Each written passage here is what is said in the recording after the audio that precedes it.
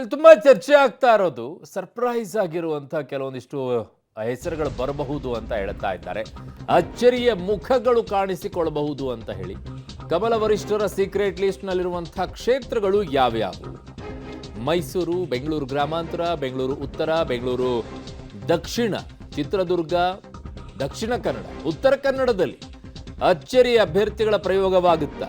ಎರಡನೇ ಪಟ್ಟಿಯಲ್ಲಿ ಪ್ರಕಟವಾಗುವ ಕ್ಷೇತ್ರಗಳಿಗೆ ಅಚ್ಚರಿಯ ಮುಖಗಳು ಕಣಕ್ಕಿಳಿಯುತ್ತಾ ಅಥವಾ ಮೊದಲನೇ ಪಟ್ಟಿಯಲ್ಲೇ ಕಾಣಿಸಿಕೊಳ್ಳುತ್ತಾ? ಮೂರ್ನಾಲ್ಕು ಕ್ಷೇತ್ರಗಳಲ್ಲಿ ಈ ಸರ್ಪ್ರೈಸ್ ಹುರಿಯಾಳುಗಳ ಸ್ಪರ್ಧೆ ಸಾಧ್ಯತೆ ಅಂತ ಹೇಳುತ್ತಾ ಇದ್ದಾರೆ.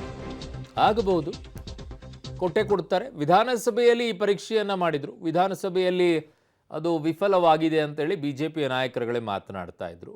ಹಾಗಾಗಿ ಈ ಬಾರಿ ಅದನ್ನು ಮಾಡಲ್ಲ ಅಂತ ಅವ್ರಿಗೆ ವಿಶ್ವಾಸ. ಗೊತ್ತಿಲ್ಲ. ಅಚ್ಚರಿ ಅಭ್ಯರ್ಥಿಗಳ ಸಂಭಾವ್ಯ ಕ್ಷೇತ್ರಗಳು ಯಾವ್ಯಾವುದು ಅಂತಂದ್ರೆ, ಒಂದು ಮೈಸೂರು, ಯದುವೀರ್ ಒಡೆಯರ್ ಅವರನ್ನ ಅಖಾಡಕ್ಕಿಳಿಸೋದ್ರ ಬಗ್ಗೆ ಚರ್ಚೆ. ಬೆಂಗಳೂರು ಗ್ರಾಮಾಂತರದಲ್ಲಿ ಡಾಕ್ಟರ್ ಮಂಜುನಾಥ್ ಅವರನ್ನ ಕಣಕ್ಕಿಳಿಸಬೇಕು ಅನ್ನುವಂಥ ಚರ್ಚೆ.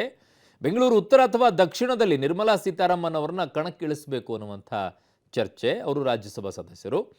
ಉತ್ತರ ಕನ್ನಡ ಮತ್ತು ದಕ್ಷಿಣ ಕನ್ನಡದಲ್ಲಿ ಕೇಂದ್ರ ಸಚಿವ ಜೈಶಂಕರ್ ಅವರನ್ನ ಅಖಾಡಕ್ಕಿಳಿಸಬೇಕು ಅನ್ನುವಂಥ ಚರ್ಚೆ ಬರ್ತಾ ಇದೆ. ಈ ರಾಜ್ಯದಲ್ಲದೇ ಇರುವಂಥವ್ರನ್ನ ಇಲ್ಲಿ ತಂದು ಕಣಕ್ಕಿಳಿಸಿಕೊಂಡು ಗೆಲ್ಲಿಸುವಂಥ ಯೋಚನೆ ಅವರದ್ದು.